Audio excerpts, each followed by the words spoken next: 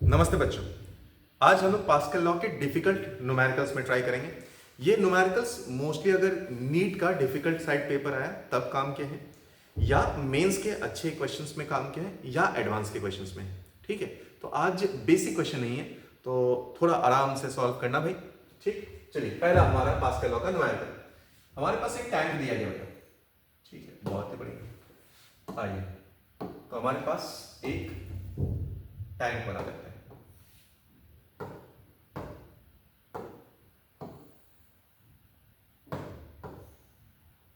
Okay, इस tank से एक इन्वर्टेड U2 मैनोमीटर कनेक्ट करते हैं। थोड़ा लेट हो रहा था, हम लोग जल्दी जल्दी इसी से करते हैं। एक इन्वर्टेड U2 मैनोमीटर कनेक्ट कर लेते हैं। ऑलराइट, चलो आया, इसको दूसरे टैंक से कनेक्ट कर दिया। ये हमारे पास टैंक नंबर 2, ये हमारे पास टैंक नंबर 2। तो इसमें पानी का कुछ लेवल है। ठीक है, यहां पर भी पानी का कुछ लेवल है। ऑलराइट, जो हमारे पास मैनोमीटर है, इसमें एक लिक्विड है एंड वो लिक्विड का स्पेसिफिक ग्रेविटी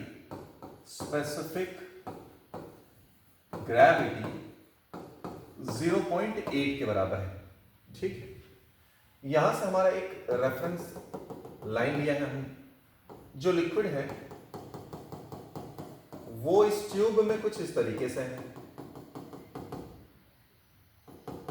ठीक है, ये जो हाइट है बेटा 40 सेंटीमीटर का। ऑलराइट, आपसे पूछा गया है, दोनों टैंक में वाटर है। सो this is tank number 1, this is tank number 2।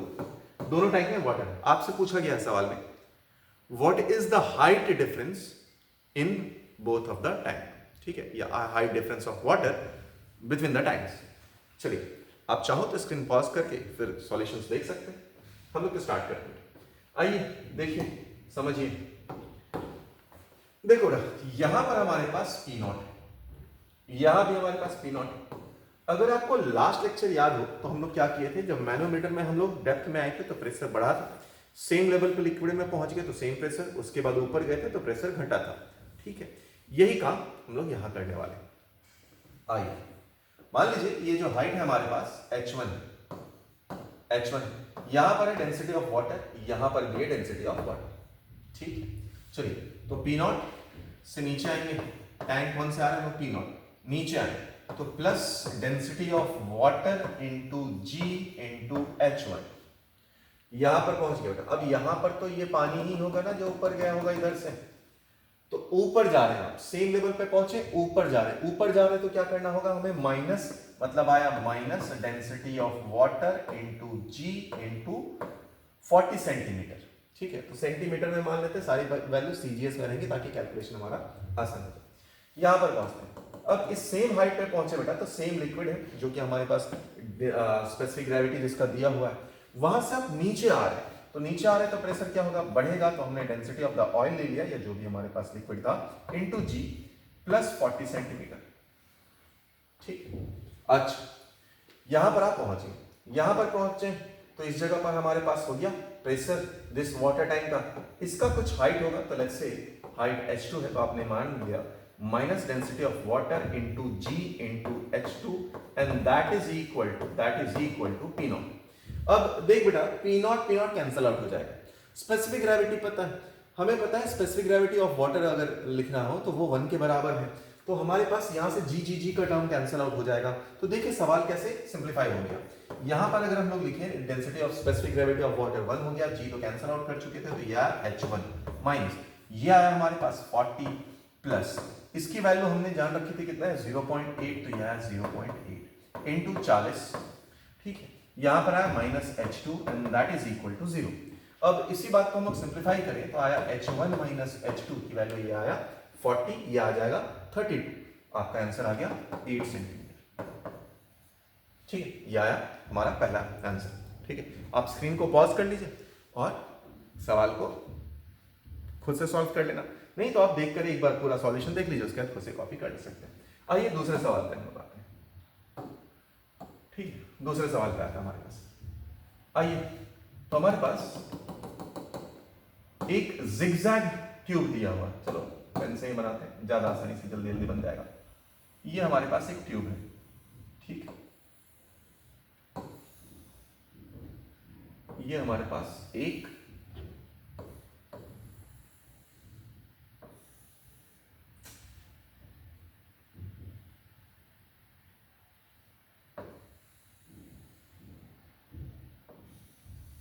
चलिए बहुत अच्छा, बहुत मेहनत से डायग्राम बन गया मेरा, ठीक है।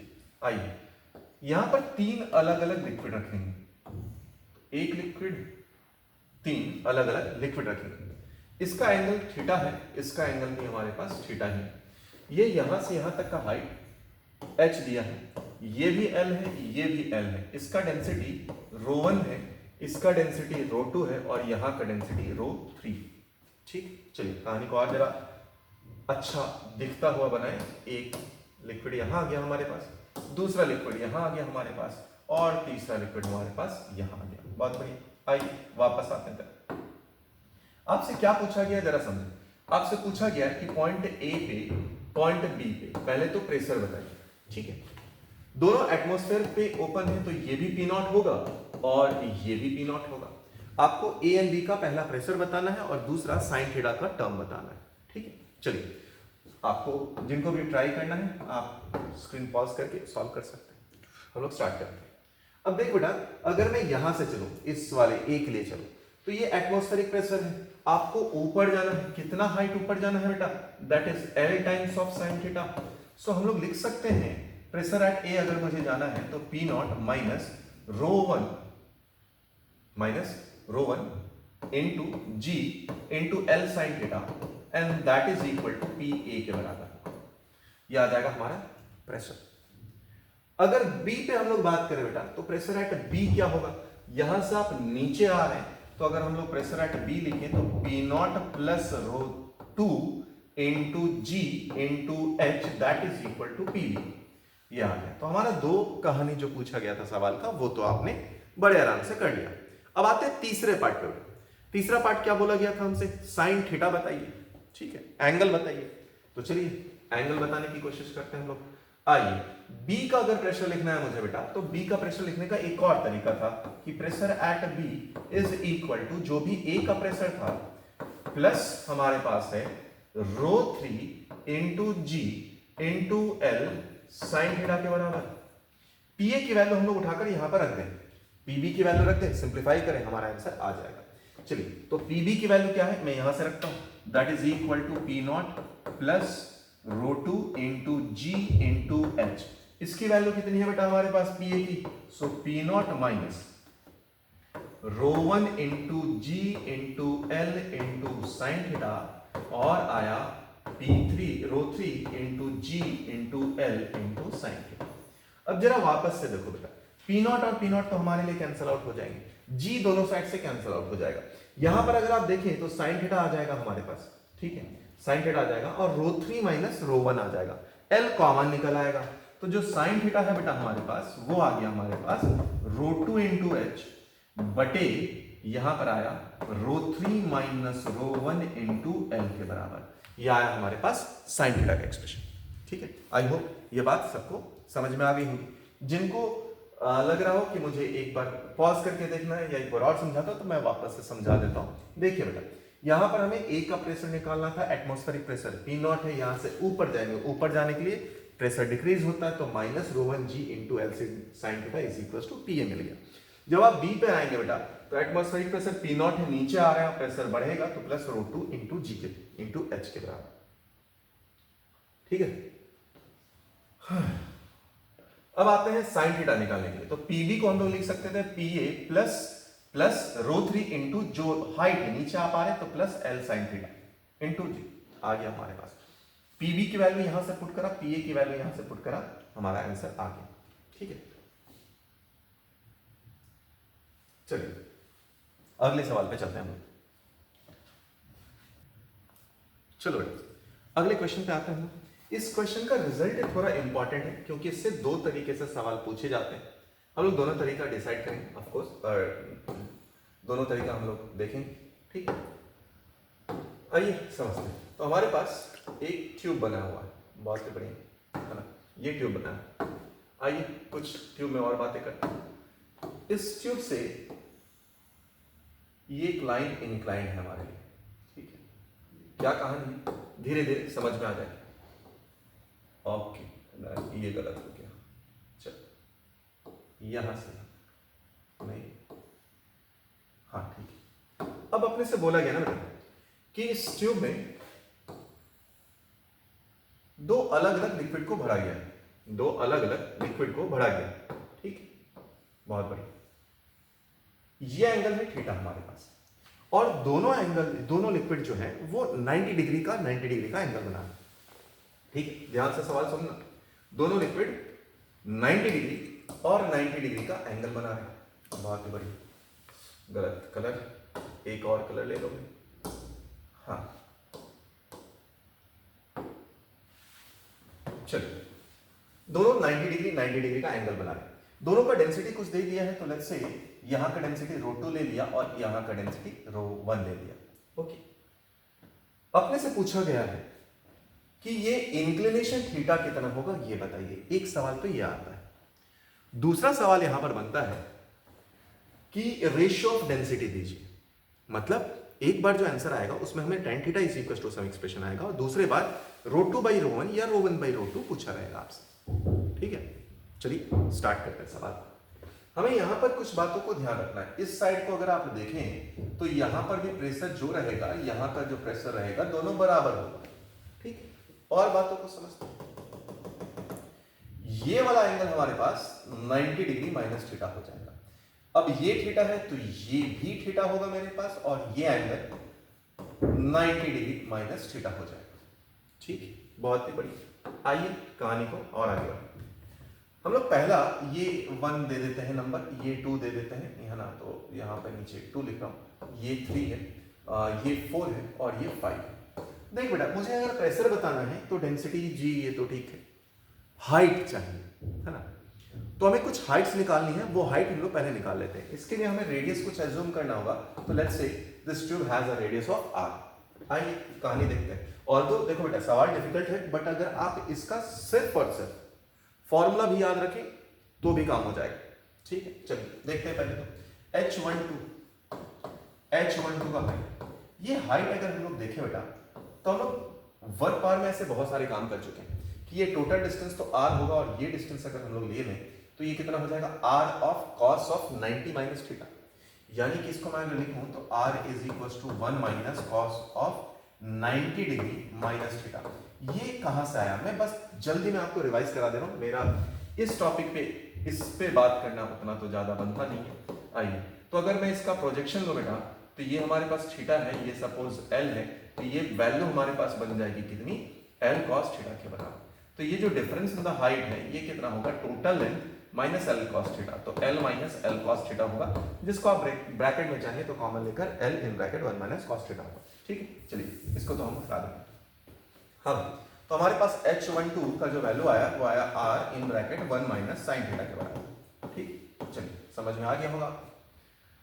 दूसरे पार्ट पे आते हैं। H से 2 and 3, so H23 will be equal to r। और इस बार देखो, जब आप इसका प्रोजेक्शन लोगे तो हमारे पास r और ये r का cos थीटा का कंपोनेंट बन गया, तो यहां पर आ गया हमारे पास r 1 माइनस cos थीटा रहेगा, ठीक। बहुत ही बढ़िया। अब हमें जाना है 3 से लेकर 4 तक, तो ये डिस्टेंस चाहिए बेटा हमें। ये एंगल कितना है, 90 डिग्री। ये r का साइन कंपोनेंट होगा, sine of 90 degree minus theta. यानी कि अगर मैंने लिखना है कि H34, so that is equal to r of sine of 90 degree minus theta, which is equals to r cos theta. And the same way अगर मुझे लिखना है H4 से लेकर 5, तो यहां पर आप देखें r का साइन थीटा का कंपोनेंट रह जाएगा बस, so that is equal to r sine theta, ठीक है। ये कार्यक्रम हम लोग देख लें, बहुत बढ़िया। याद करना बेटा, हमें प्रेशर लिखना है, तो चलो a से चलेंगे या 1 से चलेंगे, 5 तक पहुंचेंगे। आइए, तो पहले हम लोग 1 से चलना स्टार्ट करते हैं। वहां पर प्रेशर क्या होगा, P, बहुत बढ़िया। उसके बाद नीचे आ रहे हैं, तो नीचे आने पे प्रेशर क्या हो जाएगा, बढ़ जाएगा, तो हमारे पास आएगा प्लस ρ2 इंटू g इंटू जो हमारे पास H12 है, H12 की वैल्यू कितनी है हमारे पास बेटा, r in bracket 1 minus sine theta ही ना, हाँ भाई साइन थीटा ही।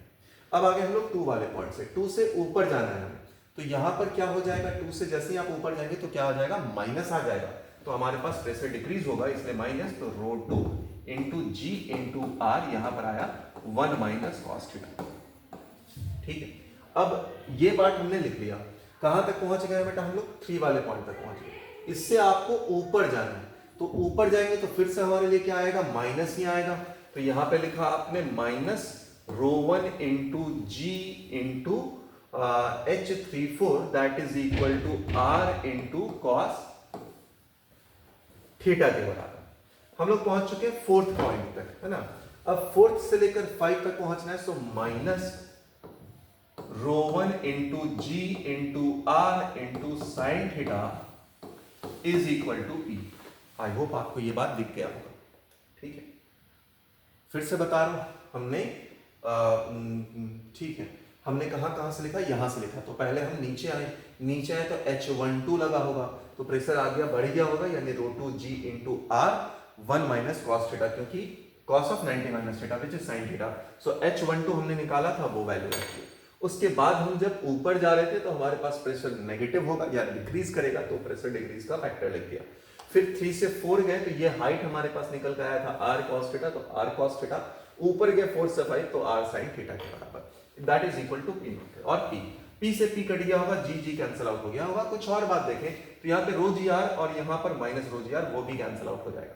तो हमारे पास बच क्या रहा है बेटा, रो आर को भी हटा देते हैं हम लोग, तो यहाँ पर आया रो 2 विथ माइनस साइन, तो rho minus rho 2 sine theta. यहाँ पर आ गया हमारे पास plus rho 2 cos theta, plus rho 2 cos theta. यहां पर मेरे पास आ गया है दैट इज इक्वल टू, मैं इसको दूसरे साइड लेकर चले जाऊं तो हमारे पास आ जाएगा रो 1 कॉस थीटा प्लस रो 1 साइन थीटा। ऑलराइट, तो अब अगर आप रो 2 बाई रो 1 ले तो क्या आ जाएगा बेटा हमारे पास, rho 2 by rho 1 is equal to, यहां पर आया हमारे पास sine theta plus cos theta, और यहां पर आया हमारे पास, या उल्टा ही रहने देता, cos theta plus cos theta plus sine theta, यहां पर आया cos theta minus sine theta. ठीक है भाई, ये हमारे पास फॉर्म आएगा। अगर आप कॉस से डिवाइड कर दीजिए तो आपका आंसर आ चुका है। सो रो 2 बाई रो 1 की वैल्यू आ जाएगी, रो 2 बाई रो 1 की वैल्यू आ जाएगी 1 plus tan theta by 1 minus tan theta, 1 minus tan theta. ठीक है, ये हमारे पास एक आंसर आया। इस क्वेश्चन के स्टार्टिंग में ही मैंने बोला था क्या बेटा, 2 टाइप के क्वेश्चन आते हैं। एक टाइप का ये आया, दूसरा ये हो सकता है आपसे tan थीटा पूछा जाए रो 2 रो 1 देकर, तो अब कुछ नहीं, आप इसको क्या करते हैं, सिंपली मल्टीप्लीकेशन करेंगे, क्रॉस मल्टीप्लीकेशन, अपना काम हो जाएगा।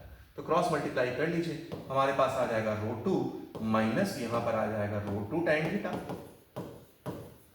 यहां पर आ गया हमारे पास क्या आया भाई, यहां पर रो 1 प्लस रो 1 tan थीटा। अच्छा, आप इसको इधर ले जाए, इसको इधर ले आए, तो rho 2 minus rho 1 is equal to, यहां पर आ जाएगा rho 1 plus rho 2 tan theta, यानी कि tan थीटा का एक्सप्रेशन कितना आया बेटा हमारे पास, tan theta is equal to rho 2 minus rho 1 बटे रो 2 प्लस रो 1। ये इसका दूसरा सवाल होता है जो पूछा जाता है, इसीलिए मैंने आपको सवाल के स्टार्टिंग में ही बोला था, अगर आपको रिजल्ट भी पता है तो भी काम हो जाएगा। और बहुत कम इकलौता सवाल ही दिखता है ये जिसमें कुछ ऐसा डायग्राम होता है। ठीक, फिर से समझ लो क्या क्या बातें किया हमने। तो हमने पहले पी नॉट लिया, पी नॉट से नीचे आए तो H12 के कारण प्रेशर इंक्रीज हुआ। उसके बाद रो 1 में ऊपर गए थे जो कि हमारे से 2 से 3 का था, तो प्रेशर डिक्रीज हुआ था। फिर 3 पॉइंट पे ऊपर 4 में गए, रो 2 का लिक्विड आ गया था, तो वहां पर उसका हाइट लिखा था 3 से 4 का। फिर 4 से 5 गए तो उसका height, and finally P not. सबको सिंप्लीफाई किए, हमारा आंसर आ गया। ठीक, आई होप आपको ये समझ में आया हो। हम लोग अगले सवाल पे चलते हैं। ठीक है, आइए अब हमारे पास अगला केस पहले समझ लीजिए, फिर उससे रिलेटेड सवाल समझेंगे। हमारे पास कई बार पूछा जाता है ना कि वॉल ऑफ कंटेनर पे कितना फोर्स अप्लाई हो रहा है, वॉल ऑफ कंटेनर पे कितना फोर्स अप्लाई हो रहा है। ठीक है, अब बात को समझे, जो हमारा कंटेनर है, लेट्स से ये हमारे पास कंटेनर है,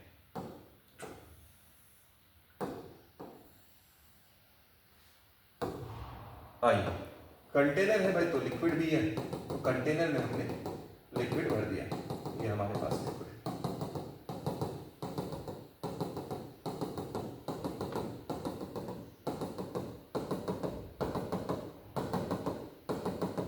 ठीक है, तो कंटेनर में हमारे पास लिक्विड रख दिया। अब हमें बताना होता है कि थ्रस्ट फोर्स कितना होगा। एक तो बोला जा सकता है बेस ऑफ द कंटेनर पे और दूसरा वॉल ऑफ कंटेनर पे। ठीक है, इसका हाइट हम लोग h ले लेते हैं। अब बेस के लिए अगर लिखना है मुझे कि फोर्स ऑन द बेस, तो कोई बात नहीं, यहां का प्रेशर इनटू एरिया कर देते हैं। ठीक है, let's say this radius is r, colour अलग कर लेते हैं भाई। Let's say this radius is r, तो हम लोग यहां पर लिख सकते हैं कितना प्रेशर आ जाएगा बेटा, रो जी एच। एरिया इस कंटेनर का, क्योंकि एक सर्कल का फॉर्म होगा तो पाई आर स्क्वायर, ये एक बात हम लोग लिख सकते हैं। हमसे ये पूछा नहीं, हमसे पूछा है कि वॉल ऑफ कंटेनर, साइड है ना, लैटरल पोर्शन, जो कि ये लिक्विड पार्टिकल यूं यूं यूं यूं लगा रहे हैं। अब इसके लिए देखो तो आप प्रेशर चेंज हो जा रहा है, तो मान लीजिए ये पोर्शन है हमारे पास, ये पोर्शन है, इस पोर्शन में ये जो एलिमेंट है इसका थिकनेस हमने लिया है dx at a depth of x के बराबर। dx थिकनेस लिया है एट डेप्थ ऑफ x के बराबर। तो यहां पर पहली बात प्रेशर कितना होगा ये बताइए, और एरिया क्या होगा। अब अगर वो आपको जो रिंग दिख रहा होगा उसको काट दो, तो वो जो पेरीमीटर आपको दिख रहा होगा कितना हो गया 2 पाई आर, है ना। थिकनेस कितना हो गया dx, तो हमारे पास एरिया कितना हो गया length into width which is equals to 2 pi R into dx। अब यहां पर बच्चा जल्दी में क्या करता है गलती, पाई आर स्क्वायर मल्टीप्लाई करता नहीं, वो बेस के लिए।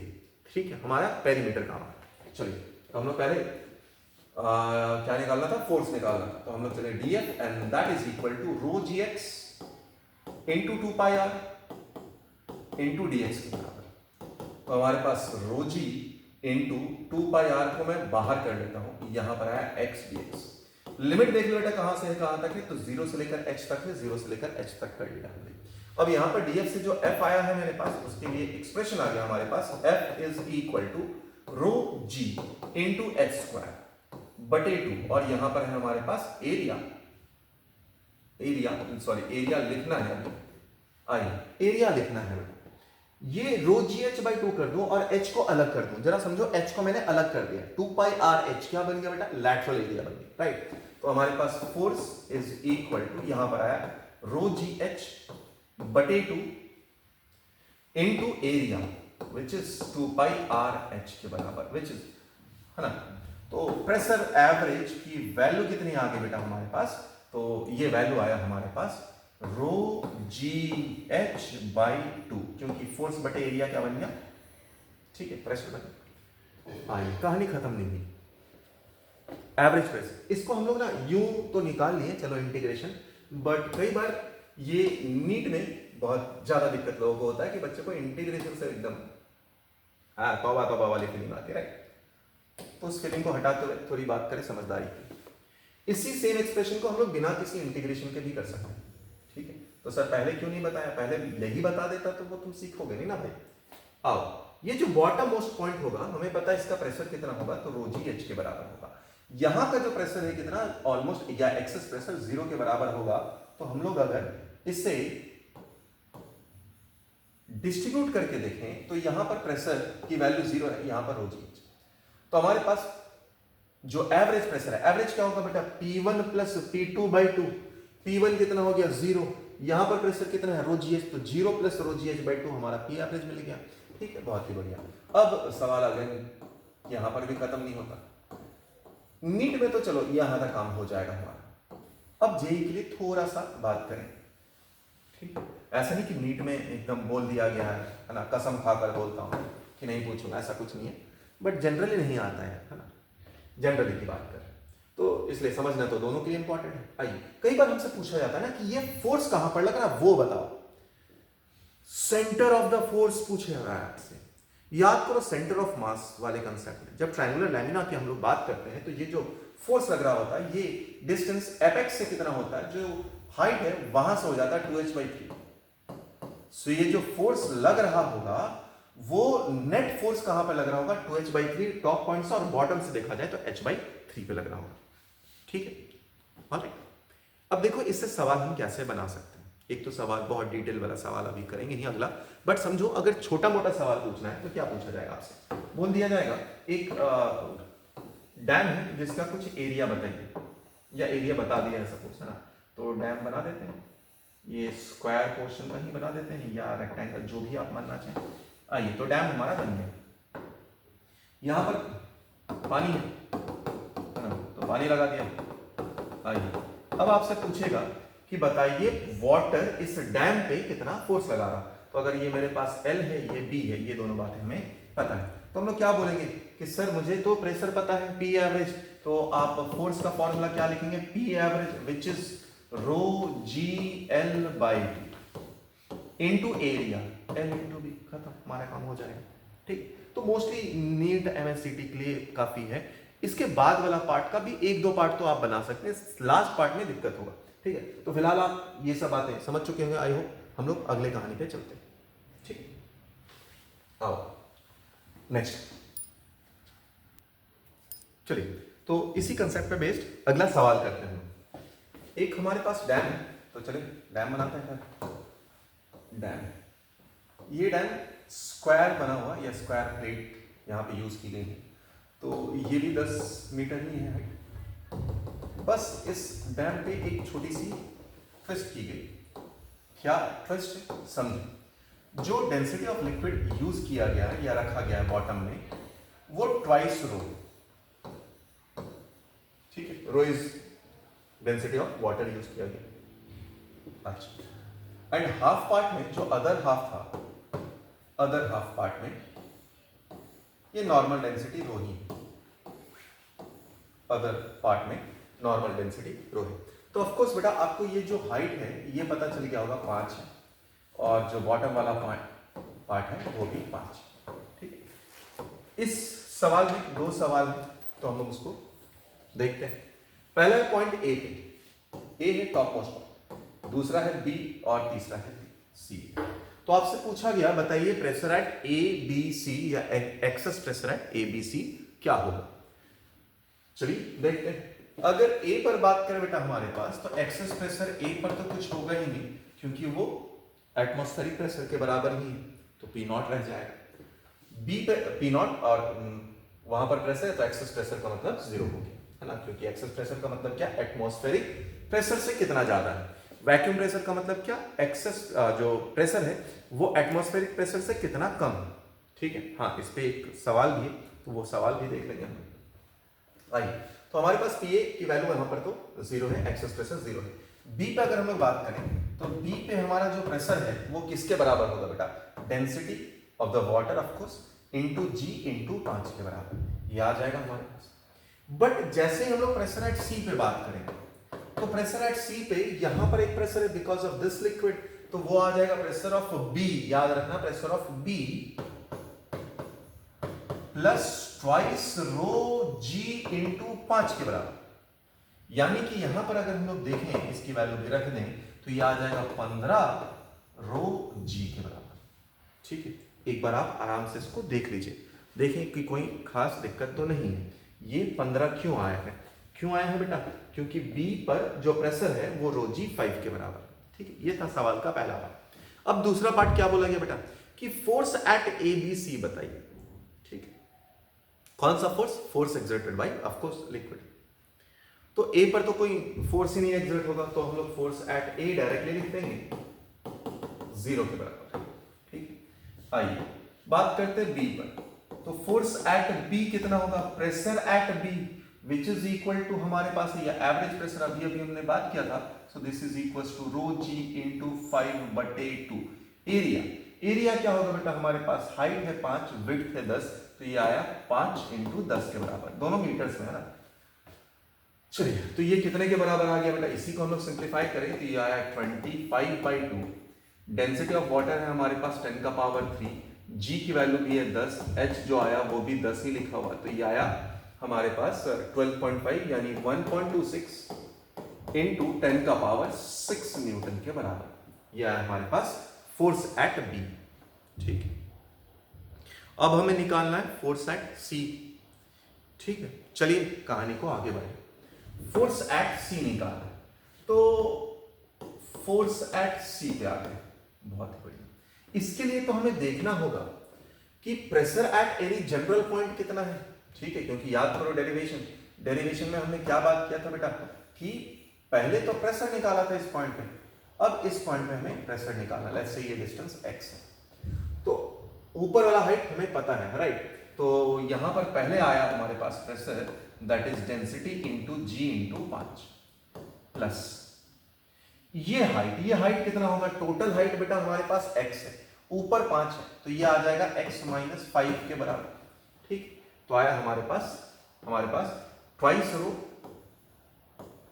इंटू जी इंटू आया x माइनस 5 के बराबर। यह आया हमारे पास pressure at any arbitrary point. Area के लिए क्या करेंगे बेटा, हमने ये थिकनेस मल्टीप्लाई कर दिया dx इंटू लेंथ, ठीक है। एरिया कैसे निकला होगा बेटा, ये dx वाला स्टेप गया होगा हमारे पास, ये आया होगा dx और इधर जो लेंथ है l, तो l इंटू dx, थिकनेस हमारे पास dx, ये थिकनेस dx के बराबर, ठीक है, कोई खास बात नहीं। अब हम लोग बस इंटीग्रेट करेंगे, हमारा काम हो जाएगा। हम लोग यहाँ पे जो कॉमन बातें दिख रही हैं उसको अलग कर लेते हैं। ये रो है, g है और l है इस साइड, इसको मैंने बाहर कर लिया, यहाँ पर भेजते हैं तो 5 और इंटीग्रेशन dx, ठीक है, प्लस यहाँ पर आया ट्वाइस, ब्रैकेट ओपन कर देते हैं तो ये आ जाएगा ट्वाइस, यहां आएगा x dx integration minus 2 into 5 तो आ गया 10 इंटू इंटीग्रेशन dx, ठीक है भाई। अब आपको लिमिट समझना होगा, लिमिट कहां से कहां तक होगा, तो जो हमारा लिक्विड है वो स्टार्ट तो हो रहा था कितना 5 से, तो 5 से लेकर 10 तक लिमिट है हमारे पास, तो 5 से लेकर 10 तक, 5 से लेकर 10 तक, 5 से लेकर 10 तक। चलिए अब इस वैल्यू को देखिए हमारे पास, तो रो की वैल्यू 10 टू पावर 3 थी, जी था हमारे पास 10 और एल भी हमारे पास 10, तो यानी कि ये 10 का पावर 5 होगा, ठीक है बेटा। ये वैल्यू देखिए कितना है हमारे पास, तो ये 10 माइनस dx का इंटीग्रेशन आपको याद होगा x हो जाएगा, x में वैल्यूज पुट कर देंगे तो 10 माइनस 5 यानी 5 इंटू 5 तो ये 25 हो जाएगा, ये 25 आया, plus x square by 2 cancel out हो जाएगा, यहां पर और आप सिंप्लीफाई करें तो एक्स स्क्वायर 100 का स्क्वायर माइनस 25 तो बन जाएगा ये 75। आइए ये पार्ट देखिए बेटा, तो माइनस 10 dx का इंटीग्रेशन x, लिमिट 10 माइनस 5 तो बन गया हमारे पास 5 इंटू 10 बना माइनस 50, ठीक। तो यह है 100 और उसमें से 50 को आप माइनस कर दीजिए तो बना 50 इंटू 10 टू पावर 5। इसी को आप क्या लिख सकते हैं 5 इंटू 10 टू पावर 6, तो हमारे पास बन गया ये 5 इंटू 10 का पावर 6, यह है न्यूटन। तो हम लोग टोटल फोर्स लिख सकते हैं, कितना आ गया भाई 6.25 into 10 to power 6 newton total force हो गई, ठीक है। आई होप आपको ये सारी बातें समझ में आई होंगी।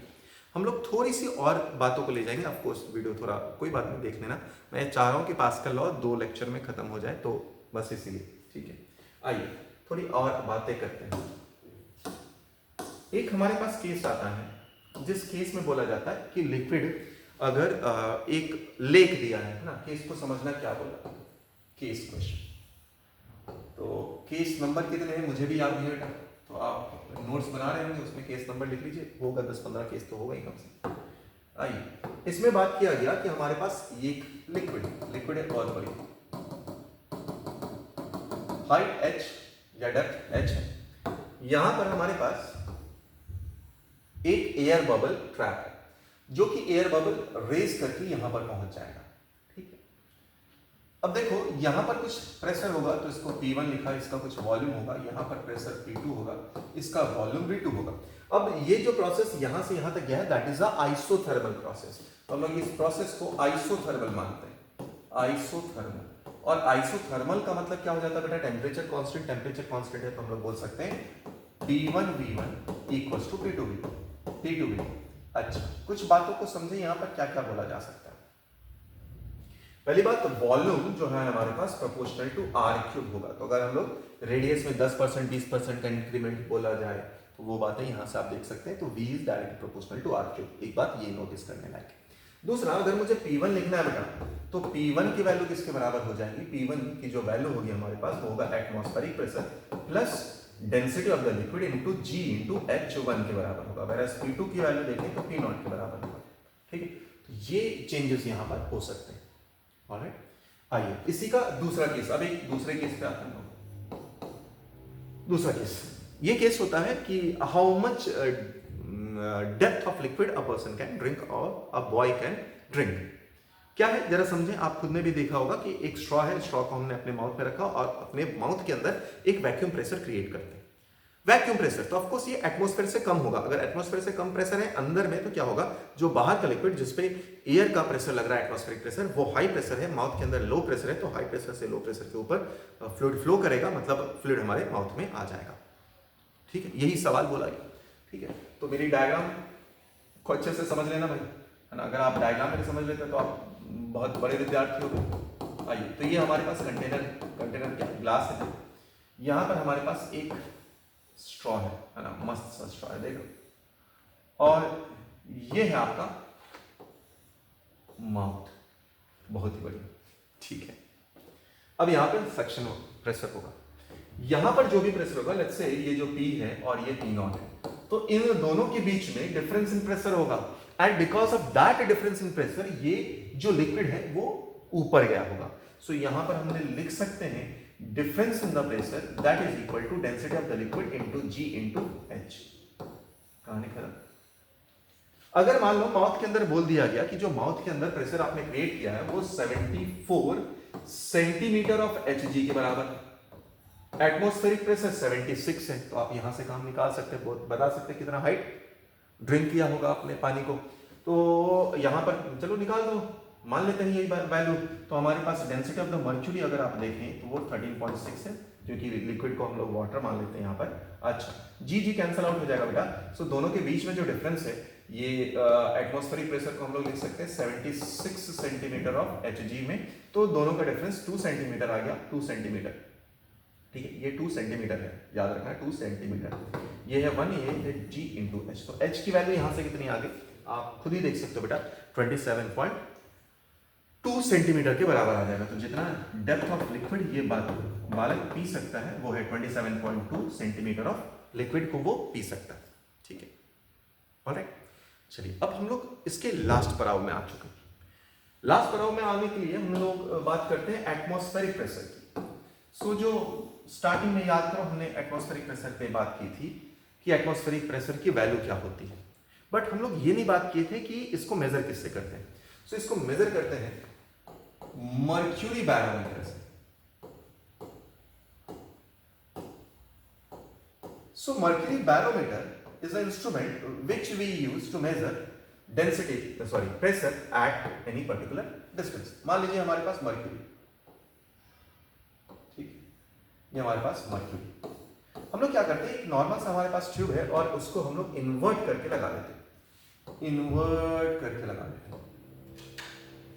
अब जैसे इन्वर्ट करके इसे लगाया तो क्या होगा बेटा, यहां पर जो वैक्यूम क्रिएट होगा और ऊपर थोड़ा सा वैक्यूम क्रिएट होगा, जिसके कारण यहां पर जो मर्क्यूरी है हमारे पास वो रेज कर जाएगा। ठीक है, तो क्योंकि एयर पार्टिकल्स हल्के हैं, यहाँ का प्रेशर बहुत कम है, तो ये ऊपर जाएगा और यहाँ पर प्रेशर जो है ऊपर ना के बराबर हम लोग वैक्यूम मान लेते हैं। तो ये लेट्स से H हाइट तक गया। अब देखो पास्कल लॉ को याद करो तो हमें क्या पता था कि सेम हाइट पे प्रेशर सेम होगा, ये पॉइंट A है, ये B है। यहाँ पर जो प्रेशर होगा बेटा एटमॉस्फेरिक प्रेशर होगा, तो A पर जो प्रेशर है वो एटमॉस्फेरिक प्रेशर है, सेम B पे भी होगा। सो हमें पता है PA is equal to PB के बराबर होगा। अब PA की वैल्यू क्या है, एटमॉस्फेरिक प्रेशर, और जैसे ये डेंसिटी ऑफ मर्क्यूरी है तो हमने मर्क्यूरी का डेंसिटी लिखा, G लिखा और H लिखा। तो जब हमने सिंप्लीफाई करा मतलब क्या करा होगा, 10 टू पावर 5 पास्कल में लिख दिया एटमॉस्फेरिक प्रेशर को। ये है 13.6 इंटू 10 का पावर 3 इंटू 10 इंटू H। तो अगर आप ध्यान से देखें तो ये H की वैल्यू आ रही है हमारे पास 10/13.6। तो जब हमने इसको सिंप्लीफाई करा तो ये लगभग 76 सेंटीमीटर आया, इसलिए हम लोग बोलते हैं 76 सेंटीमीटर ऑफ Hg। अब एक सवाल आपके दिमाग में बनना चाहिए कि 76 सेंटीमीटर ऑफ Hg ही क्यों, वाटर क्यों नहीं यूज करते।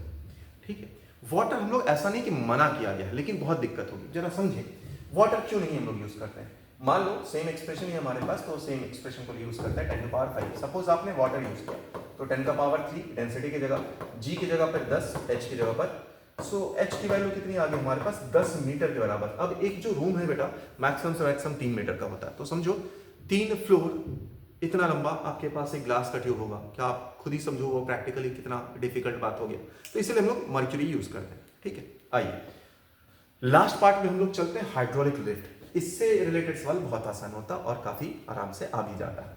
हाइड्रोलिक लिफ्ट क्या होता है बेटा, आपने देख रखा होगा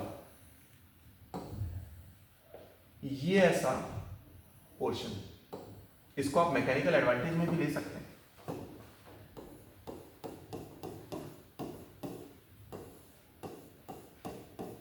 आइए ये हमारे पास लिक्विड, ये हमने प्लेट लगा दिया। मान लो यहां पर मुझे एक व्हीकल को लिफ्ट करना है, तो व्हीकल का ऑफ कोर्स वेट काफी ज्यादा है, तो W ले लिया वेट। यहां पर आपने एक स्मॉल फोर्स लगाया, ये है स्मॉल एरिया। अब याद करो पास्कल का लॉ का सेकंड स्टेटमेंट क्या था कि जो हम लोग एक्सेस प्रेशर देंगे वो अनडिमिनिश्ड ट्रांसफर होगा ईच पॉइंट ऑफ लिक्विड में and to the wall of container. तो ईच पॉइंट में प्रेशर यहां का जो आएगा वो सेम प्रेशर यहां भी ट्रांसमिट होगा। तो प्रेशर क्या हो जाएगा यहां पर, फोर्स बटे area, and that is equal to W बटे ए।